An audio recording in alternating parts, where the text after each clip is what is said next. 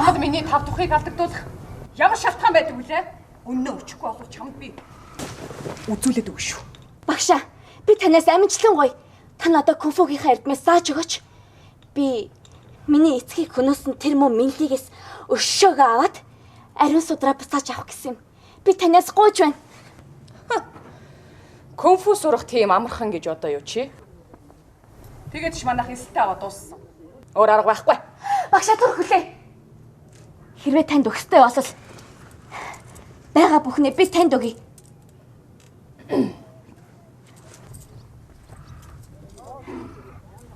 Чи харин овоо кунфу сурчаад хөх байх чинь.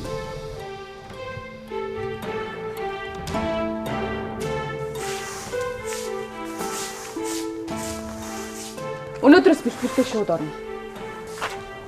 Маа шүүрээ. Энэ хавийн бүх хог хаягдлыг сайн цэвэрлэв шүү. Хог шүүртэн гэдэг ажил биш, маш чухал дасгал.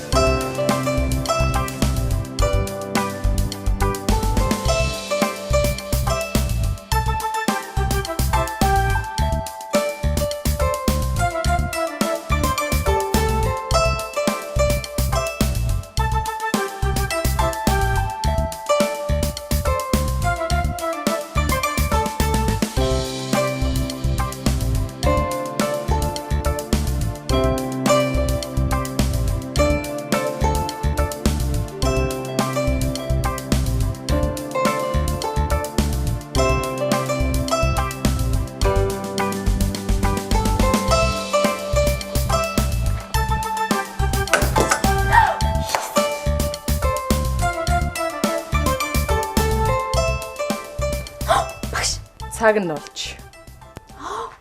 Одоо тэгэхээр кунфугээс сурна гэсэн үг үү? Би одоос таах шанзаа харж байгаа. Хөөтөр. Маргааш өглөөний луу цагт гол дуганд гоёмсог хувцастай. Үс гизгээ сайхан самнаад ирнэ шүү. За, өглөөний луу цагт.